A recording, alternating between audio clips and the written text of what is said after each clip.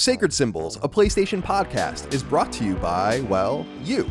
If you want to learn how to support our show, go to patreon.com/laststandmedia. Greetings and salutations. Welcome back to Sacred Symbols Plus, a PlayStation podcast supplement. This is episode number 130. My name is Colin Moriarty. I'm joined by a very special guest all the way over in Eastern Europe. He's joining me today from Techland, a developer I happen to like very much because one of my favorite games of last generation, Dying Light, comes from within their walls. Now, I mispronounced his name earlier. I'm going to try now. Bartosz Kulon. Am I getting that? Perfect. That's like a bit French. You yeah, a little French, which Yes. is the only other language I know anything about. I know. I had written this down. You had said that your nicknames are both Head and what is this, Glova? Głowa. Yes, this means okay. head in Polish. Oh, okay, cool. And why do they call you that? Supposedly I'm wise, but I doubt that. Like it's an old nickname, so. My family calls me Chowderhead because I have a huge head. Okay. So I can so I also hear the head thrown around sometimes. Now, it's really great to have you on the show because as I noted to the audience, and the audience knows, and you know, I'm sure, I'm a big fan of Dying Light. I know. I'm listening you constantly. Like, so every time you mention it, I'm really like my heart beats faster. So I'm really appreciative of you. So well, I appreciate that, and I love that you're here. I was looking you up on Moby Games, which is a site that I really like to use. Mm-hmm. For people that don't know, I recommend it all the time. It's mobygames.com, and it's just a repository of game credits and information. And you're the programmer, and you were one of the lead programmers, I guess, on Dying Light. So it's awesome to meet you from that perspective because it's such a wonderful game. And I've said on the show many times too that I'm really becoming increasingly interested in Polish studios and what's going on in Poland, and I want to talk to you about that as well. And I'm wearing my I saw Outrider shirt to rep prepared. people. To rep People Can Fly, of course. And I got this custom made because I love that game so much. But obviously, Techland is out there, Flying Wild Hog, Blueberry. You're amongst a lot of interesting studios out there. So, first of all, thank you for being here, and tell the audience a little bit about yourself and what you do. So basically, you almost introduced me. I'm a lead gameplay programmer in Techland, and I worked only on 2 games in my life. So basically, I was lead gameplay programmer on Dead Island, and now I'm lead gameplay programmer in Dying Light, and now Dying Light 2. I'm having a fun that I'm not so experienced, but my games almost sold as good as Eminem's album. So like both of them sold almost over 20 million copies. So it's not that bad. Yeah, that's absolutely amazing. And how did you find your way to Techland and find your way working on these kind of important games as such a senior person on the team? So basically, it's a funny story. Like I always knew what I wanted to do in my life. Like I wanted to be either a basketball player or a game developer. And unfortunately, I'm a bit short, and I wanted to be an NBA player. So it was a really big dream. But as a game developer, it was something achievable. And I always, like in my life, I always told to my mom, I know what I want to do. So I was really focused on education, like always focusing on mathematics, always focusing on programming and stuff. And in like early 2000s, I was in high school in Wrocław, which is where Techland is, and they released a game called Chrome. I don't know if you know that. And like, I don't. No. Oh, okay, so it's one of the first like major games from Techland.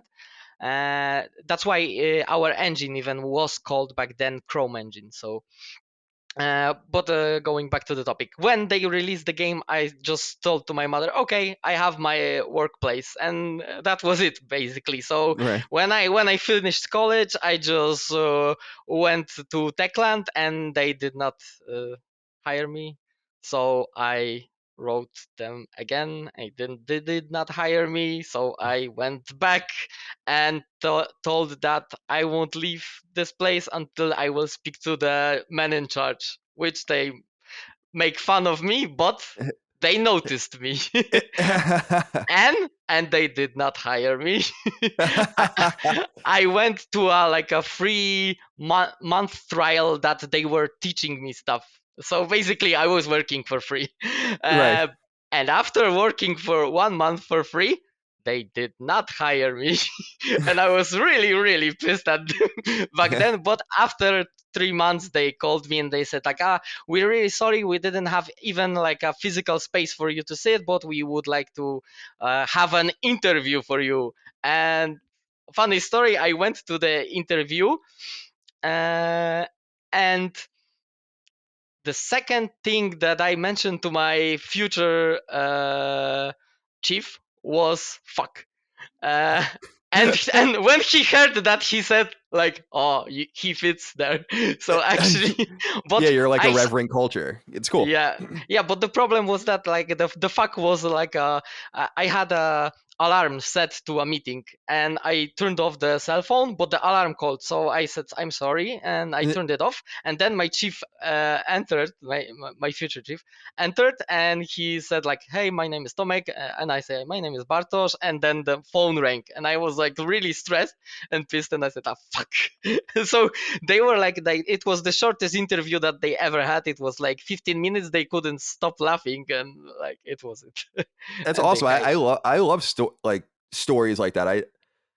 I did a similar thing where I slept on people's floors when I was at IGN and like slept on people's couches and just did whatever I could to be there. Yeah, And I and think people that are in charge of these companies notice hungry folks. So that's good. yeah, yeah. The one cool thing, additional cool thing, when they wanted me like to take this free month, I got a interview with a guy that was actually teaching me in college. And when I entered the room and I saw him, I was like, "Oh shit, we have a problem." Because what I was doing on his classes, I was playing games with friends, and he had constantly problems for that. But because we were like playing Quake or playing StarCraft, and we were like cursing, and there was no order in that classes, so everyone from other side was going, and I was the one who blamed. So I was like, "Oh, I have a problem." But the guy was like, "We know each other. I know you play games, so." Yeah, It so that was kind of like worked out. Like you're not like posing or whatever. You're a yeah. real gamer, and it's amazing. That's really interesting. I kind of hear a lot of my own story in yours, and I think that's cool. I didn't know that about you. Um, so Dead Island comes out in 2011. Obviously, you were working on it long before that, but this is a pretty seminal game. I feel like people that are maybe a little newer to video games don't Mhm. remember how excited people were for this game and how well it sold and how famous. I think we bring it up still on the show. That first trailer is one of the most famous games trailers ever. What was it like working on Dead Island, and what was it like finding your way and your studio's way to this really major hit? This was a big deal. So this was actually, I think, a surprise for us because back then we were doing actually two games or even three, but like two major ones. Like one was Dead Island, the other was Call of Juarez Cartel. And like if you're doing several games, you're focusing like you have your favorite, and Right. the studio favorite was Call of Juarez because it was a franchise that had a record that were selling a lot. So and actually uh, the Dead Island was like a, it wasn't like a treated bad or something, but it was in people's mind a side project. And actually I was there because more experience and the stars of the company was sent to actually go to Cartel. And I suddenly like there was some tribulations in the company, and suddenly I was like the lead gameplay programmer responsible for player mechanic. but but I was like there 1 year, so I didn't know what I was doing. Like it was really terrifying. But we had like something like we call like we really enjoyed our game, like we loved it. and it was our first approach to an open world game. Even like all of Techland did not do any open world game. So even why it was my first game, but other people was first open world game. So Right. we did a lot of mistakes. I know that you're not a fan and you did not expect Dying Light from the Island developers, but we were learning. And we didn't have our stars on that project, so That's really funny. Like I never really thought about that or knew that because I played a couple of the Call of Juarez games. I think I actually Gunslinger, so that was later on. That was like the it was like downloadable one. it was during the Dying Light. Right, exactly. Like that was the last one. I think that might be the last one, period. But I remember reviewing that at IGN, and not even that was, I think, at the time when I'm like, oh shit, I didn't even know that these were the same teams. And it's so funny to hear you.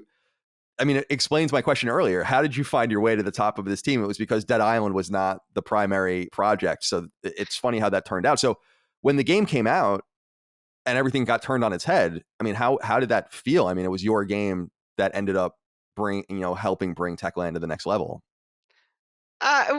Like we like each other, and when the cartel like ended, like everyone helped us and everyone was like really helpful, and they didn't like say, oh, we help you to build that game. They were telling like, you are the creators, you are the creators. So actually, like, in my opinion, I wasn't like a very important figure to actually be put in the top credits of the game, but I was like fifth or fourth in the whole credits. So for me it was a big honor.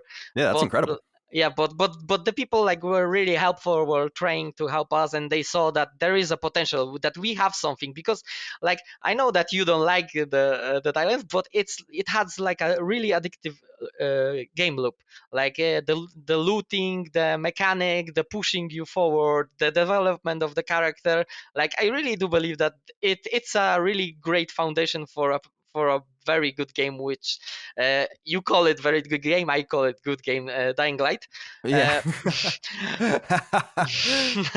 Fair enough. I like that you're hard on yourself. That's good. By the way, I want to be clear. It wasn't that I didn't like Dead Island. It was that it Your was too OCD. Yeah, exactly. That's Yeah. exactly right. It really fed something negative in me, opening all the things and doing everything. But the other thing, and you had actually wrote this in an email we were going back and forth on. So since we're talking about Dead Island, I want to ask this about you now, or ask this for you now. That game is also notorious for having totally broken trophies and achievements. I And you don't had know. written in your email why that might be. So what was that all about? Because that really rubbed people the wrong way. And I'll never forget Greg when I lived with Greg Miller. I know. He went to He GameStop. wanted to have this Right, first in the world. right, Yeah. exactly. He wanted the first platinum. We had the game early. He went to GameStop and like they broke the embargo for the print strategy guide. He went through, got everything, and it was broken. And I remember him like going into a rage. I'll never forget that. Yeah. So what was that? What's that all about? So I will give you, I don't know if an example, but from what I've heard, in your game there was one broken achievement, but it was fixable by repeating the level.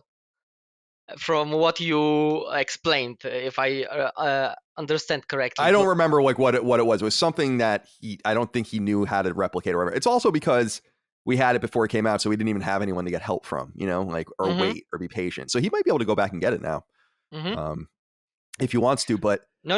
I'm talking about your oh, game, from I'm sorry. Lilimo. From I'm sorry. You're Lilimo. talking about Lilymo. I got Yeah. what you're saying. Yeah. We had multiple broken trophies on Twin Breaker, and I think one broken trophy on Hebroxia too. And it was funny because they were both all of them were like easily fixable, but the two of them were kinds of trophies that I know trophy fans would be mad that we fixed because they were like basically ways to break getting those trophies. So you're right. You're totally right.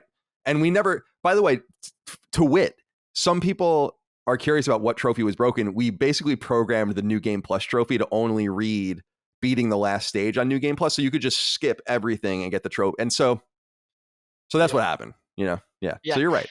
Yeah. So basically, when we are doing games, like, we are fixing thousands of stuff. Like we have a track record of like change log long for like 1,000 changes, and we test our games constantly. Like, we have hundreds of testers like that are testing stuff, and they are going through the list. And when they see in change log that, oh, we fixed like placement of that object, we fixed that, they are like first thing that they are doing, they're going through the changelog.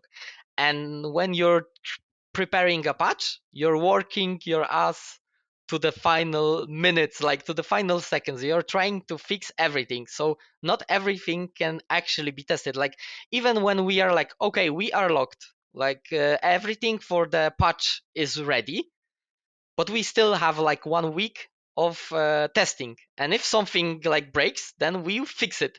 And by fixing it, we can by accident, like real accident, just break something that we are not aware. Like Right. for example, I can give you an example. I was fixing, like picking up some cans in the island, and I fixed something. They tested it. It was all right.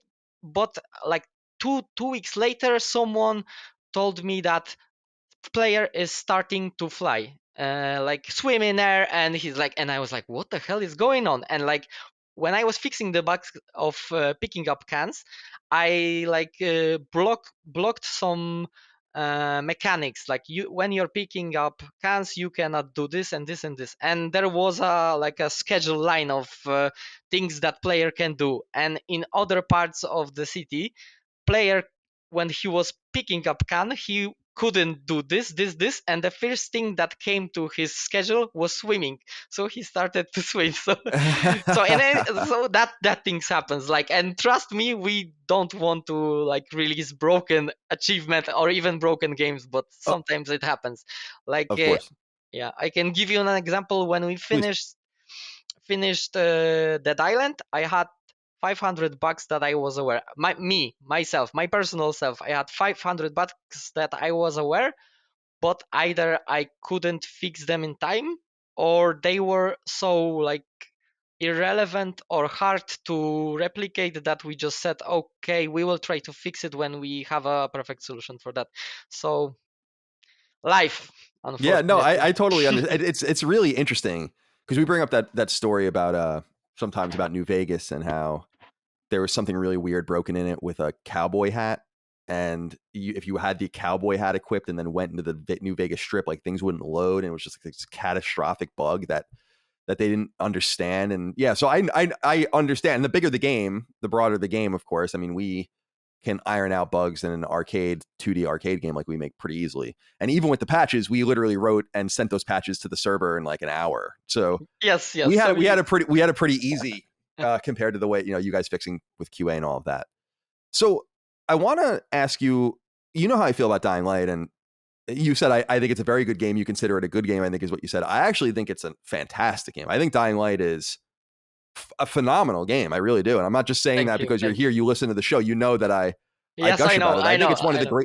I think it's one of the great experiences on PS4, and certainly one of the great third party experiences on PS4. Um, I assume. Well, I don't know how much insight or how much you could talk about this, but I always thought it was really shrewd that you guys opted to walk away from Deep Silver and do stuff for yourself. Um, can you talk any about that at all? Because I think it's really clever that you worked with a publisher until it made sense for I you, I and can, yeah, yeah, I can give you some stories. I cannot tell sure, everything, but yeah, I can give you. Uh, First of all, it was about the money, because like we actually knew how to create games. We had a long story. Techland had a long story about creating games, so they know. We were publishing games in Poland, so we had the experience on the lower, like low level, and we now, okay, so the next step is global release. So this is something that we really know. The second thing is that Dead Island sold really, really well. Like it gave up a really good amount of cash to Techland, and we had a budget to create Dying Light. We didn't have to like go to a publishers and like sign a, like you said, a serigraph. right. We, yeah, so this was like a fortunate thing for us. And like if you want to develop and grow, you need to be really, I don't know how to say it, like aim higher than you are. Yeah, be Like this is, aggressive. Yeah. Yeah, be aggressive. And this is something like we did. And we always tell the story that actually Dying Light was intentionally first, as we were doing it, it was Dead Island 2. It really was. Like we started it as Dead Island. But like the talks with the publisher, with Deep Silver, the money that we actually had, and it was something that we have to be aggressive, and that pushed us to actually like put it. Yeah. And Yeah. I'm sorry. I'm writing notes. Because I wanted yeah, I yeah. wanted to remember to ask you certain things here. Um, so what was I didn't play it, but there was Dead Island Riptide in between here too. That was that kind of like a 1.5 sort of Dead Island, Yes, or was that a true so sequel? 1.5, yeah, Yeah. definitely 1.5, because it was actually made by Techland, but Techland Warsaw. We have two like locations, and the Hmm. other location was Techland Warsaw. They just finished the third game that I mentioned. It was called Nailed. It was like a racing game. So I remember that. they Yep. yeah. So they were like asked, oh, okay, you have like a finished product, just do an add-on, but a really big one. And they talked with Deep Silver, and I don't know if I remember it correctly, but we were already doing Dying Light, and we knew that it will be Dying Light, and they were finishing Riptide. So yeah. Right on. So yeah, they wouldn't conflict with each other or whatever. That makes Mhm, sense. mhm. So what was it like working on your own? I always tell people, for us, because we don't need outside funding. Now we make much smaller games than you, of course, by orders of magnitude. But we find it both very freeing and very scary because we have no deadlines from someone else. That's great because no one's asking us for an alpha or some sort of milestone build. But at the same time, we could just do whatever we want. And that means we could just not work and not do all this. Now, it doesn't really bite us in the ass, but it does cause its problems. I wonder how you guys felt about working on your own with Dying Light. And but I feel like my interpretation of it from the outside is that by being untethered from the pressures of working with a publisher, you made something much better. And Yes. it's a really amazing game. So talk to me a little bit about what that was like. So basically, is what you say. Like we did not have deadlines. That eventually bite us in the ass, and it's still something that we are learning because Right. this is really hard. The second one is that like Deep Silver, our publisher of Dead Island, had its idea on the game, and sometimes we weren't aligned with each other, so we had problems. Now, when we were doing things, if someone did something that we didn't agree, we could just walk to him and say, "Why did you do it?" Well, and we could talk, we could argue. Like there was no like color things. We just like it was really creative. Like I can like, for example, like why we have parkour in our game. Because my friend, the creative director, came to me and he said, like, what would you add to the island that would actually be improve the game? And I remember that when we were playing like in the final days of development that island, and zombies were like swarming, and I was like turned around and there was a wall, and I was like, fuck me, I would climb that wall. Like that, I Right. remember this feeling, and I Right. just like instantly I was like, I would do parkour system. And he said like Assassin's Creed, and I said no, no, no, Mirror's Edge. So he said, Right. Okay, cool. like, do it, like just do it, like. And that's what that was like. So I always tell like I am the grandfather of parkour in the Dying Light. So it was God my bless idea, you. but without the other guys, without the help of other people, like I wouldn't be able to achieve it. Because like even if we just, because people say like, oh, you just put it parkour in that island and that's it. Like no, it's not that simple. Because it came with a lot of like, what's the incentive to actually have parkour? If we would put it and wouldn't have like an incentive to run from enemies or run to enemies, that wouldn't be something that would be useful. It would be just a gimmick. But like the guys figure out that, oh, maybe we can like create a double version of the gameplay. So at night you are the hunter and you use your parkour abilities to actually gain advantage, to be able to overcome enemies and so on. But at night we just turn it around and we look at the player as a not a prey but oh, how you say it, Hunt, like the yeah, you're hunter. being hunted. Yeah. Yeah, you're being Right. hunted. You're being Right. hunted. So you run away. So now your parkour skills are even more crucial, and you need to run away and so on. So like, and a lot of different ingredients came into that. So we were like bouncing off the ideas, bouncing off the creativity, and that pushed us to another level.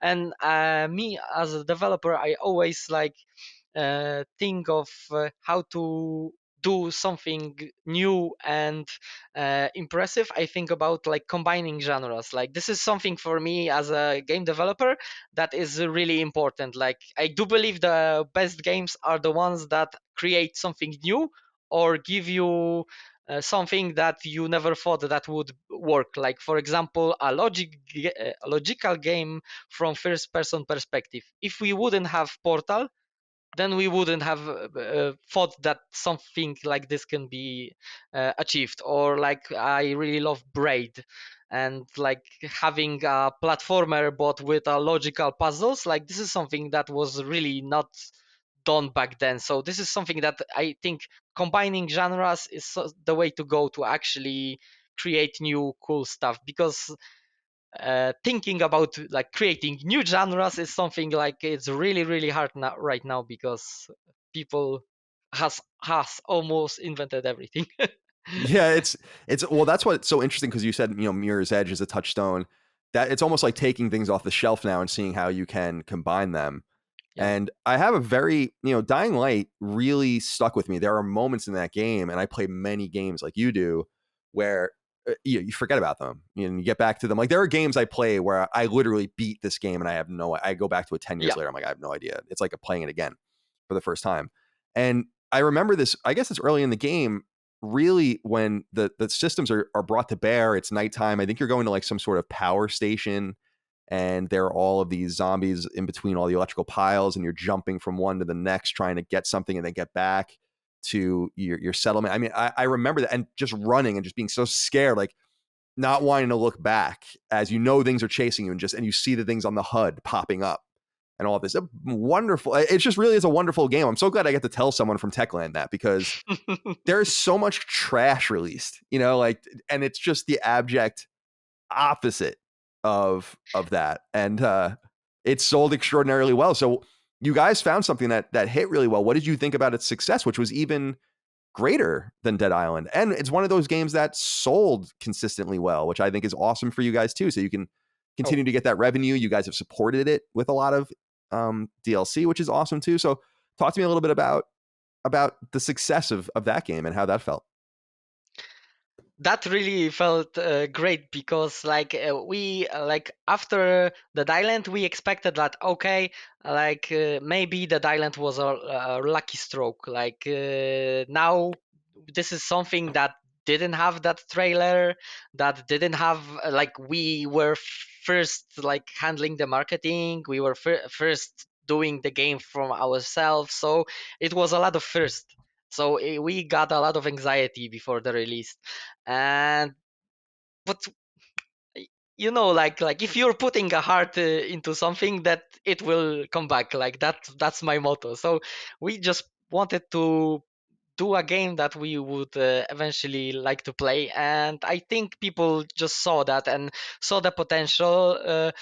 I really do believe that opening the parkour system, because the parkour system is not like in every other game, like because we started creating the parkour system as like manually placed spaces where level designers pick a space where you can climb, and we ended up with almost 50,000 marked spot on one level. So it was like a nightmare for level designers. And before we even actually started to do that, I asked them a question like, do you want to place the hooks, we call them hooks, manually, or should I detect them in runtime? And they said no, no, no, we want to have like everything organized, and we want to know everywhere where the player will go, so we will put it by hand. And it was a nightmare for them, and it was a nightmare for me. You're So, and right. like after like I don't know, like 2 years of development,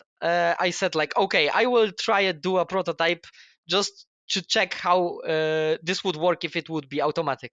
And then suddenly everything worked. Like you could go there, you could go there. So like the open world in an open world, like this is Right, something that right. we said, oh shit. And now I saw a pale face on every level designers that we had, because they like, but the player wasn't supposed to go there. Like we need to put something there, we need to put something there. So now their mind clicked in another thing, that they say, oh, player can go everywhere, so we need to do everything. And they started like, for first they were scared, but then afterwards like, oh, it's really cool, it's really cool, we found something new, something refreshing. And this is something that, like, even with the developing of it, we saw that it will be really fresh and really unique. And when we released the game and people saw like they tried to play with it, and even when I saw Greg playing the game, he was like playing, and the character started to climb, and he was like, ah, that's really impressive, I never thought that I could climb there. So I was like, now you're starting to actually understand the game, now you're starting to get why, like, it's like another level of sandbox. And this is something that we like wanted to push the game industry. And I do believe that we actually change a bit the industry, because uh, before Dying Light, you could, like, if you look at at least FPP games, if you look at the games, you weren't able to climb everywhere. Now these days you can climb in Call of Duty, you can climb in Doom, you can climb everywhere. And this Mm, is something that we like, I really do believe that maybe it's not like based on us, but it's like the expectations of player. If I have, yes. yeah, before the Doom, for example, players couldn't jump. Doom introduced jumping, and now everyone expects to jump. And now the next step for us, I do believe, it's something like climbing. I can simulate the real life, so I would be able to climb over this obstacle. So why can't the superhero, the character that killed everyone, can't climb a face high wall? So this is something that we do believe that pushed and showed that we have something there. And the success was like just like a thing that we said, oh, everyone sees what we see in that game. Like everyone sees that this is something really interesting, like this will push a bit the industry forward. So I do believe that this is something, like, I even know for a fact that Far Cry 6 was actually getting references from Dying Light. Like, we need to create a movement like in Dying Light, we need to create a movement like in Dying Light. They had like the whole thing, like they wanted to copy us for that freedom of movement. So, I mean, so it's awesome, and they it's do really a lot of proud. games. I think we have touchstones, right, of the way games should feel. We say that a lot. Uh, Shooters, you know, if you're playing a normal shooter, why not just gimp what Call of Duty's doing and take it for Yeah. yourself? And yeah, it's the same thing here. And I remember remarking on an old podcast many years ago that Dying Light's controls confounded me at first, because it was such a unique kind of game where I remember thinking, like, why can't I map it this way, this way, this way, and this way? And then it was explained to me, like, you can't play the game like this. Like, the control is exactly perfect. And when you just sit with it and think about it, you're like, oh yeah, this is, got to just kind of jump up to the next level, both figuratively and literally. And what I really respected, by the way, about the game, and I remember thinking this at the time, was you guys opened up so much territory to traverse that the QA had to go on the y-axis in addition to the x-axis, and now you're testing everything moving up too. So it's not just like there's a box truck there. Now you can climb on top of the box truck. And I was like, oh man, this must have been fucking nightmarish. But I think it was all totally worth it. And I also love that you guys opted to support it with both the following and other things as well. I'm wondering what your guys' intent was with the support, and if you were more eager to move on to the sequel quicker, or if you felt like supporting this game was the right thing to do first. So I will give you a little spoiler. I did not work on anything else outside. Like, I worked on first DLC, and then I started to work on Dying Light 2. So actually, we started development of Dying Light 2 in 2016 at the beginning. So really early on. Uh, and but what we knew that we wanted to support our game, and we wanted to like I don't know, like fluently come from one game to another. Like our development cycle got longer, but we knew that we need to support the game. We need to show the players that they need to remember about our game, and this is something that in the long term I really do believe that paid off, because even like I have the track records for 3 months earlier, and we have 500,000 unique players each month for like consistently. So it's for a game It's that was unbelievable. released 6 years ago. It's like it's really and it's not a multiplayer game. Like Right. it's like it's a co-op game, but still it's like a single player game. But like people do enjoy it. Like if they want to like spend some quality times with friends, they just launch the game, play, have fun, mess around, turn it off, and they know that they will have something new in 2 months, in 3 months. And we are constantly even like trying on a monthly basis, just give you a new weapon, give you a new adventure, give you something that you can do. Like we turn off the gravity, we modify, like we put some cones on the zombies, we do like a marketing stuff, like all the players need to cut off 1 million heads and we will provide you with some cool outfits. So this is something that like it's in return, it's like it's a game with the players. Like we are having fun with our game, because uh, back then when the game was released, we tried to be a bit darker than Dead Island, so we tried it to be more serious and that. But right Right. now, if you look at the Dying Light, we have like hell right and demons spawning from hell and so on. So it's a lot of fun for us.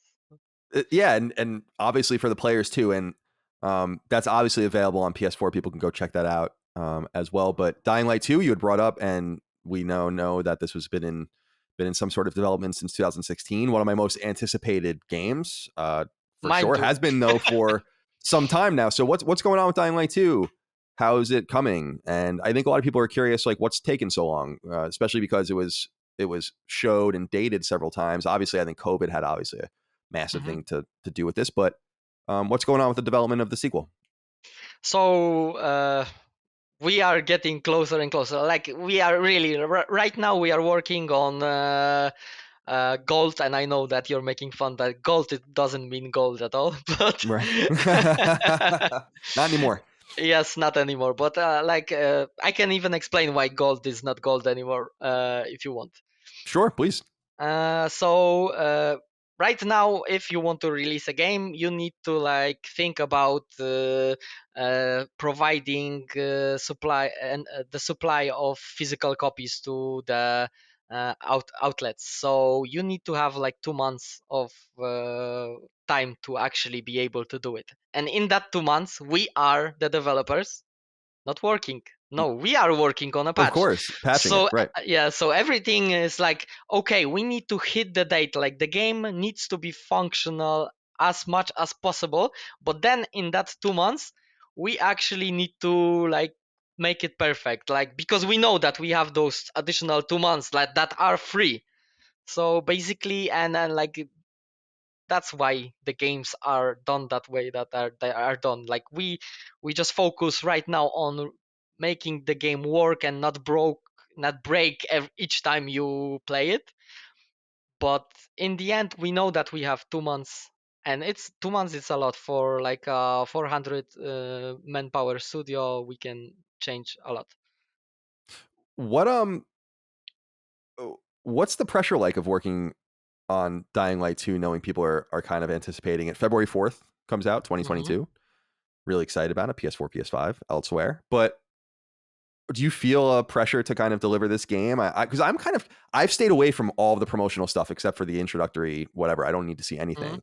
And in my mind, I'm like, I don't know I don't know what to expect. This is really exciting, and I'm just wondering what it feels like to, because you just said 500,000 players a month still, right? Yeah, Like this is incredible for a single player. First of all, that would be incredible for any single player game, uh, yeah, even the month it came out.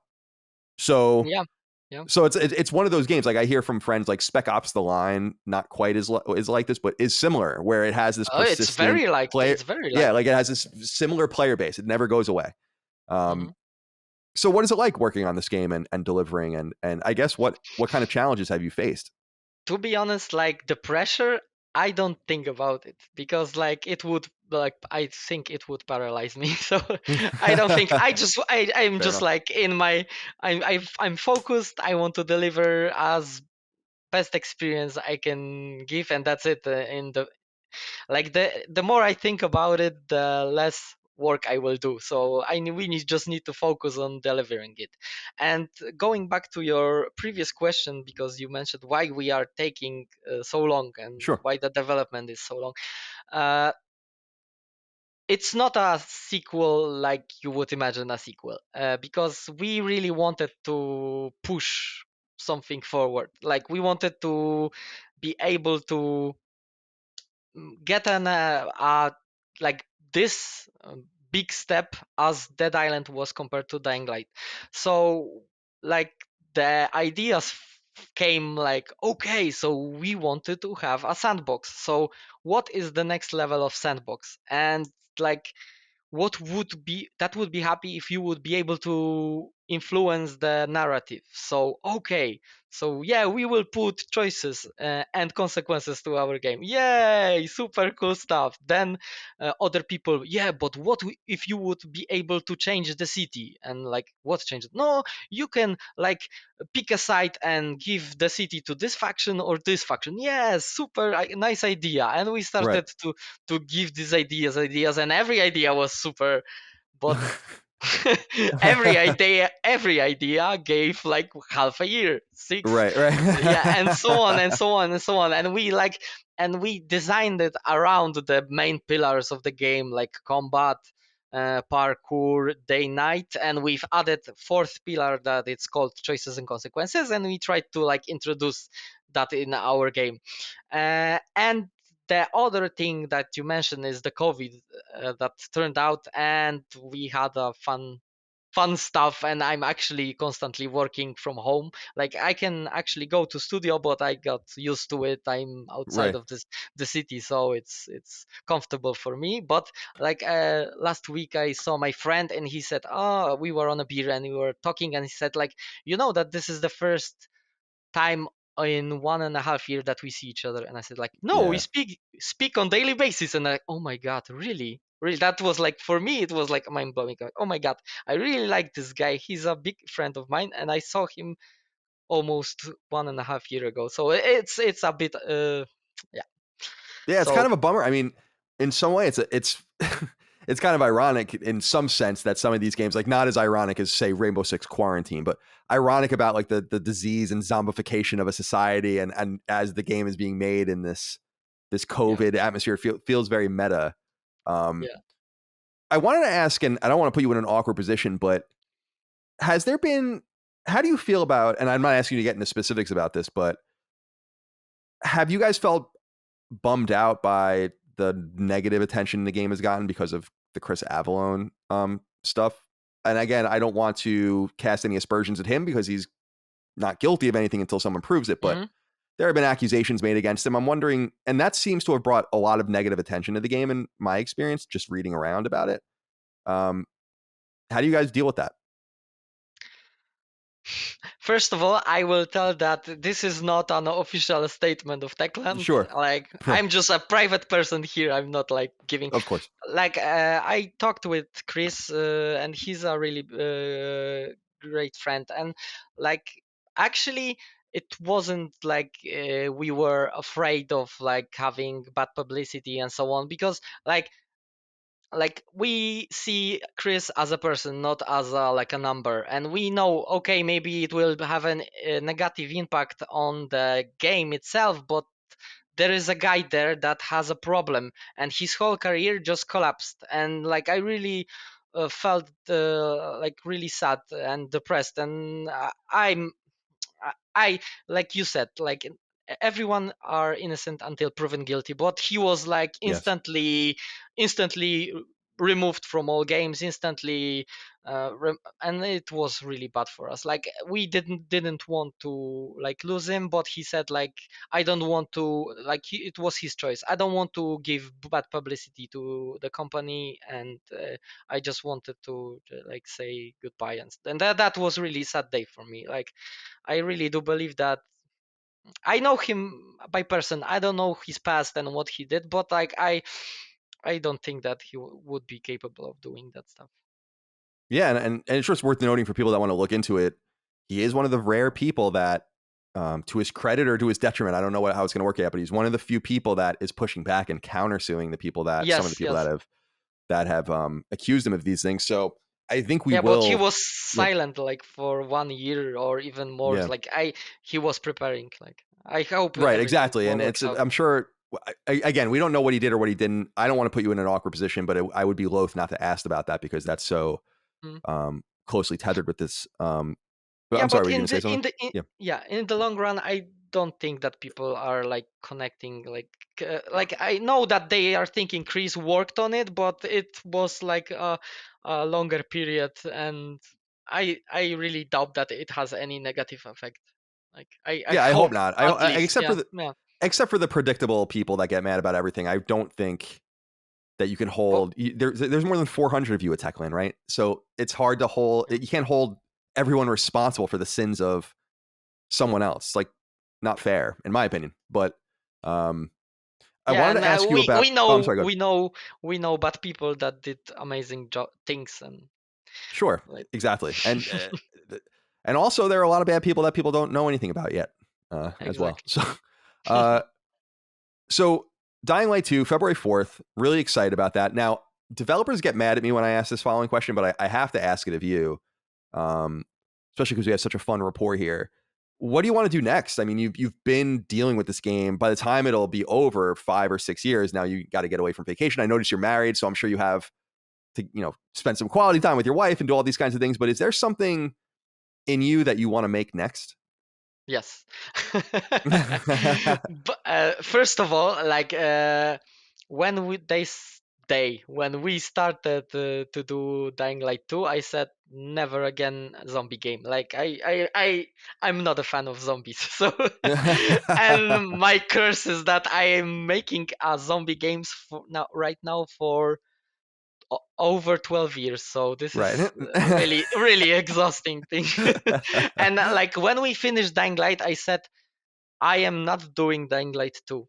And my friend came to me and said, "What if you would be doing only parkour in a game?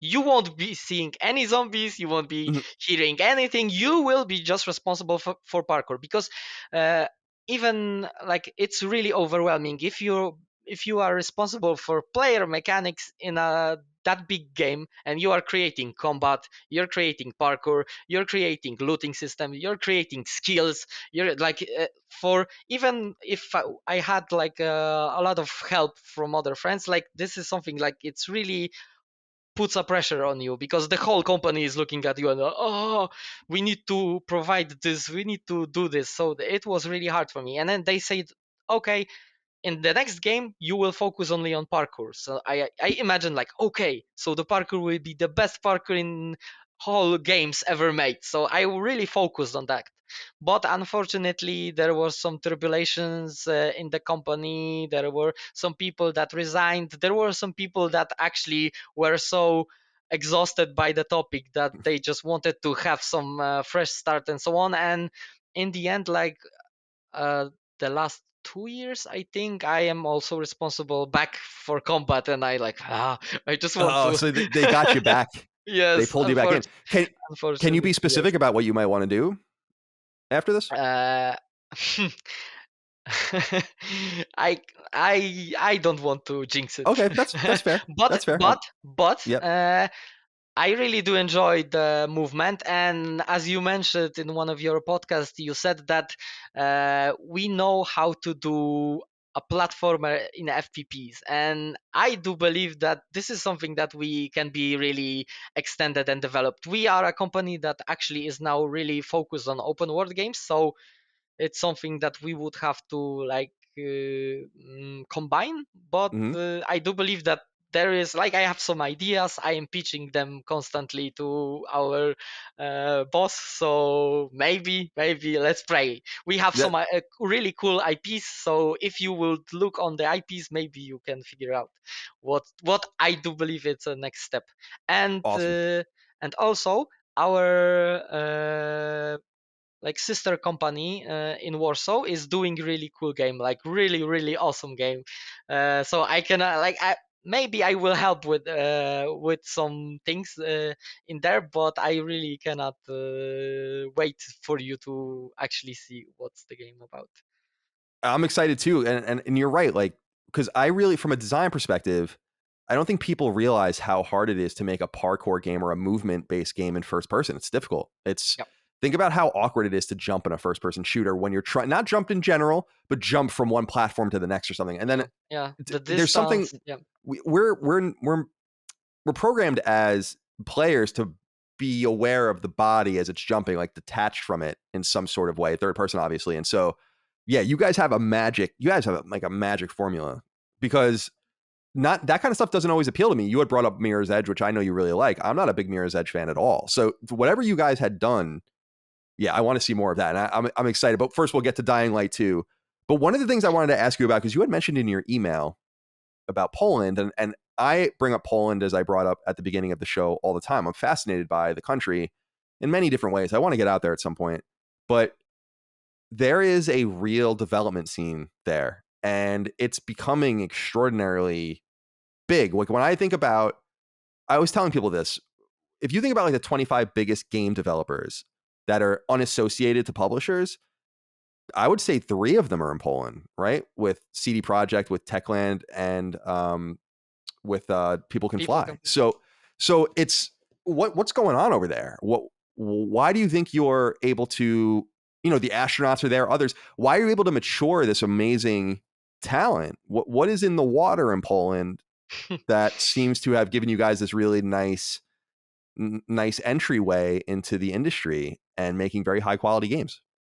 So this is my theory, and I don't know if it's good or not, but I will tell you a Please. story. uh, so our country was like occupied by Soviet Union, Hmm. and back then, like when I hear stories from people that lived in that era, we didn't live in that era, but like there, it was really hard. Like there was nothing on the shelves. Like people like didn't have like basic appliances and so on. So it was really hard. But if you ask someone, was he ever hungry or did he need anything? He said, back then I didn't have anything, but I have everything. And we say why, and they say we just did it ourselves, or we bartered, or we the black market grew, or so people were like trying to figure things out, like, and that mentality, that creativity, like creating something from nothing, like it went to our parents, and our parents gave it to us. So this is something that was engraved in our minds, and this is the first step that I do believe it's really important.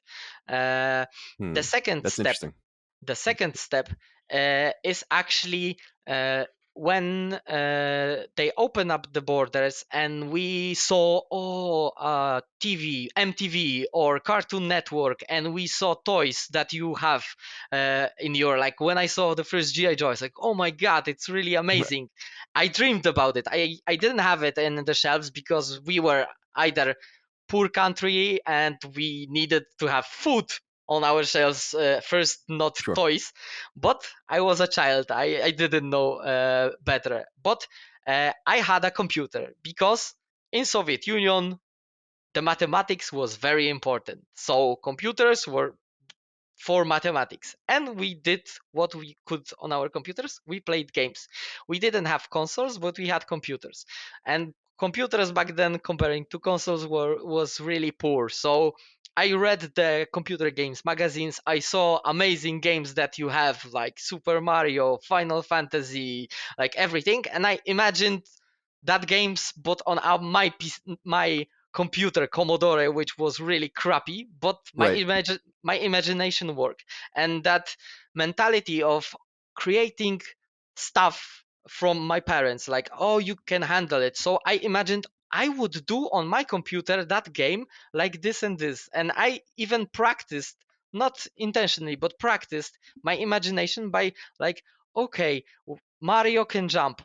So I would do in that game that Mario can jump, and so on. So I was like constantly thinking about it, and I know a lot of my friends that are doing the same thing. Like they were like, I don't know. I can give you an example. Like I saw a new set of Lego bricks, a commercial in Cartoon Network, but I had my Lego bricks that weren't meant to be built that set. But what I did, I took and I tried to recreate that set because it was my mentality. It was engraved. Like if you don't have it, you can build it. You can build it. And this is something that the second thing is that really important for game dev. And the third thing that I do believe it's really important, and this is something that I mentioned already, is education. And Soviet Union did something bad and good at the same time because they wanted to like hide Polish culture. So in schools we had to be learned something, taught something. So sorry. So uh, what they teach us? Mathematics. And mathematics is a basics of computer science. So Sure. when the Soviet Union collapsed, our education system still was the old system. So we had a really strong education of mathematics. And the another amazing thing was that our educational system is built that way, so everything is free.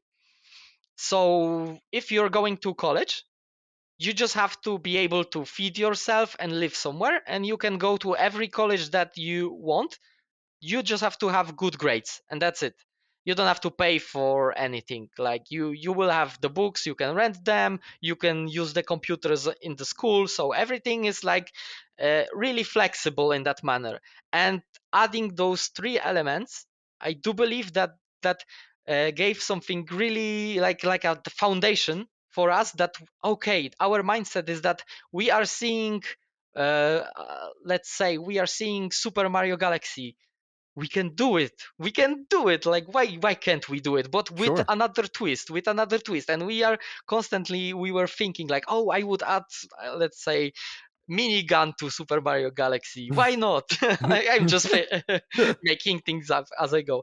But basically, that mentality and that all of the things combined to really help us to actually achieve stuff. And a funny story, and this is true also for Techland, and I do believe that CD Projekt is built that way. Techland was a piracy field studio. Like in the early 90s, we didn't have any laws that were permitting piracy, so it was legal to actually sell copied games. And my boss, the owner of Techland, he was like constantly gaining money from actually selling someone's else games. and and when the law actually came and he said, oh my god, my main income is now illegal. So he thought like first thought like, I was selling games, I can create games, why not? And that was his first mind. So that's why. And this is like the guys from CDP and Techland were like doing the same thing, but in different cities. So actually, it's like it was really simple for them. It's so fascinating to hear that. Like it's almost like this Wild West mentality meeting very specific mathematical education Yeah, and it's a lucky, times. but Like, yeah, yeah, it's a lucky stroke. And I do believe like this self-sufficiency is something I really hope. I know that you don't like, and I don't like it either, China. But I do believe that this is the next big development scene, that if they will be free from their government, if they will be capitalized and everything, then they have everything to be actually good at everything, because they are taught that way, that they can build everything from scratch. when they will understand the world mentality, because now they are really like condensed and closed, so they don't understand the mentality of East, and I don't think that they can make like modern games right now, not modern game, but games meant to be played by Europeans Right. or Americans. So this is something that I do believe, like in next, I'm praying it will be fast, but in the next 10 or 20 years will be like very visible from China. Let's hope. I hope so too. We talk on the show about PlayStation trying to invest a little bit of money getting some games out of there. And you're right. They have all the tools necessary, just not the freedom to make the games. Yeah. And so I agree. That would be awesome. And it's awesome to hear about what's going on in Poland. And, I'm really pulling for Polish developers because I think it's really great to bring games from all over the world. I feel like the gaming industry has become too Americanized, in my opinion. And I don't mean that as an insult to myself or to my people, but it's just too much about our sensibilities. And I'd like to, while there's a place for everything, I'd like to experience more sensibilities around the world. I think that would be a lot more fun. And by the way, that was another thing that I loved about Dying Light was it took place in what I interpreted was like Turkey. Or something. Yeah. So which I think is so cool. And I still can't think of anything in fiction that takes place in Turkey. Nothing.